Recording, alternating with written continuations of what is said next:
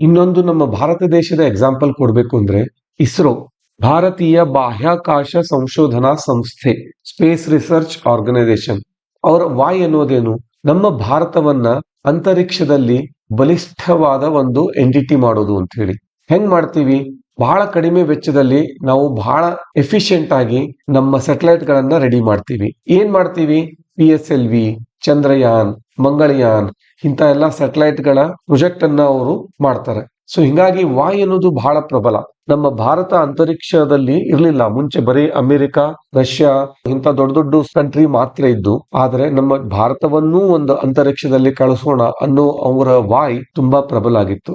ಇನ್ಮೇಲೆ ನನ್ನ ಜೀವನದ ಮೂಲ ಅಥವಾ ಉದ್ದೇಶ ನಾನು ಹೆಂಗ್ ಹುಡುಕ್ಬೇಕು ಅನ್ನೋದಕ್ಕೆ ಕೆಲವೊಂದು ಅಂಶಗಳನ್ನ ನೋಡೋಣ. ಫಸ್ಟ್, ನಿಮ್ಮ ಪಾಸ್ಟ್ ಅನ್ನ ನೋಡ್ರಿ, ನಿಮ್ಮ ಭೂತಕಾಲವನ್ನ ನೋಡಿ. ಯಾವಾಗಾದ್ರೆ ನಿಮ್ಗೆ ಬಹಳ ಕಷ್ಟ ಅನಿಸ್ತು ಏನೋ ಮಾಡ್ಲಿಕ್ಕೆ, ಈಗ ನನಗ್ ಬಂದಿದ್ದ ಪರಿಸ್ಥಿತಿ ಬೇರೆ ಯಾರಿಗೂ ಬರಬಾರ್ದು ಅಥವಾ ನನಗೆ ಸ್ವತಃ ಬರಬಾರ್ದು ಅಂತ ಯಾವಾಗ ಅನಿಸ್ತದ, ಅದ ನಿಮ್ಮ ಮೂಲ ಇರಬಹುದು.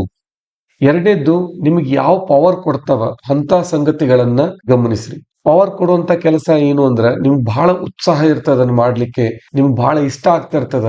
ಆಮೇಲೆ ಅದನ್ನ ಕೆಲಸ ಮಾಡ್ಲಿಕ್ಕೆ ಏನೋ ಒಂದು ಪ್ರಬಲವಾದ ಕಾರಣ ಇರ್ತದ. ಸೊ ಹಿಂಗಾಗಿ ನಿಮ್ಗೆ ಅದ ಶಕ್ತಿ ಬರ್ತಿರ್ತದ. ಆ ಪ್ರಬಲವಾದ ಕಾರಣ ಏನು ಅನ್ನೋದು ಆ ಕೆಲಸದಿಂದ ಹುಡ್ಕೋಬಹುದು. ಆಮೇಲೆ ನಿಮ್ಮ ಜೀವನದ ಪ್ಯಾಟರ್ನ್ ಗಳನ್ನು ನೋಡ್ರಿ. ಪ್ಯಾಟರ್ನ್ ಅಂದ್ರ ಯಾವ್ದು ಜಾಸ್ತಿ ರಿಪೀಟ್ ಆಗ್ತಿರ್ತದ ನಿಮ್ಮ ಜೀವನದಲ್ಲಿ ಮೇಲಿನ ಮೇಲೆ ಅಂತದನ್ನ ಗಮನಿಸ್ರಿ. ನೀವು ಕೆಲವೊಂದ್ಸತಿ ಡಿಸಿಷನ್ ತಗೋತೀರಿ, ಕೆಲವೊಂದ್ಸತಿ ಬಹಳ ಇಂಟ್ರೆಸ್ಟ್ ಕೊಟ್ಟು ಕೆಲವೊಂದು ಕೆಲಸ ಮಾಡ್ತಾ ಇರ್ತೀರಾ. ಆ ಕೆಲಸಗಳಲ್ಲಿ ನಿಮ್ಮ ಮೂಲ ನಿಮಗೆ ಸಿಗುತ್ತೆ. ನೀವು ಯಾರಿಗೆ ಸರ್ವ್ ಮಾಡಬೇಕು ಅಂದ್ಕೊಂಡಿದಿರೋ ಅವರನ್ನ ಗುರುತಿಸ್ರಿ. ಯಾಕಂತ ಹೇಳಿದ್ರೆ ನಿಮ್ಮ ವಾಯ್ ಅನ್ನೋದು ಯಾರಿಗೆ ಸೇವೆ ಸಲ್ಲಿಸಬೇಕು ಅಂತೀರಿ ಅವ್ರ ಜೊತೆ ಕನೆಕ್ಟೆಡ್ ಇರ್ತದ. ಯಾರಿಗೆ ನೀವು ರೆಸ್ಪೆಕ್ಟ್ ಕೊಡ್ತೀರಿ, ಯಾರಿಗೆ ನೀವು ವ್ಯಾಲ್ಯೂ ಕೊಡ್ತೀರಿ ಅನ್ನೋದು ನಿಮ್ಮ ವಾಯ್ ಅದ್ರ ಹಿಂದ ಅಡಗಿರ್ತದ. ನಿಮಗ್ ಕೆಲವೊಂದ್ಸಲ ದುಡ್ಡು ಸಿಗದೆ ಹೋದ್ರು ಈ ಕೆಲಸ ನಾನ್ ಮಾಡೇ ಮಾಡ್ತೀನಿ ಅನ್ನೋ ಒಂದು ಛಲ ಇರ್ತದ. ಅದೇ ನಿಮ್ಮ ವಾಯ್. ಪದೇ ಪದೇ ನಿಮ್ಮ ಜೀವನದಲ್ಲಿ ಯಾಕೆ ನಾನು ಯಾಕೆ ಮಾಡ್ತಾ ಇದ್ದೀನಿ ಇದನ್ನ, ಅದನ್ನ ಕೇಳ್ಕೊಳ್ಳಿ. ಅದೇ ನಿಮ್ಮ ವಾಯ್. ಬೇರೆಯವರು ನಿಮ್ ಕಡೆ ಬಂದಾಗ ಯಾಕೆ ಅವ್ರು ನಿಮ್ಮ ಹತ್ರ ಬಂದಾರ ಅದನ್ನ ಕೇಳ್ಕೋರಿ. ಯಾಕಂದ್ರೆ ನಿಮಗೆ ಗುರ್ತು ಮಾಡ್ಕೊಳ್ಳಾರ್ದ ಕೆಲವೊಂದು ವಿಷಯ ಬೇರೆ ಜನರಿಗೆ ಗೊತ್ತಿರ್ತದ, ಅದಕ್ಕೋಸ್ಕರ ಅವ್ರು ನಿಮ್ಮ ಹತ್ರ ಬರ್ತಿರ್ತಾರ. ಅದು ನಿಮ್ಮ ವಾಯ್ ಆಗ್ಬಹುದು. ಹಿಂಗ ವಾಯ್ ಒಂದೇ ದಿನದಲ್ಲಿ ಸಿಗುವಂತ ವಿಷಯ ಅಲ್ಲ. ಅದು ನಿಮ್ಮ ಕಥೆಗಳಿಂದ, ನಿಮ್ಮ ಅನುಭವಗಳಿಂದ, ಬೇರೆದವರು ಹೇಳೋದ್ರಿಂದ ಎಲ್ಲ ಕಡೆಯಿಂದನೂ ಶೇಖರಿಸಬೇಕಾಗ್ತದೆ. ಈ ವಾಯ್ ಅನ್ನೋದು ಕಾಲ ಕಳೆದಂಗ ಬದಲಾಗಲೂಬಹುದು.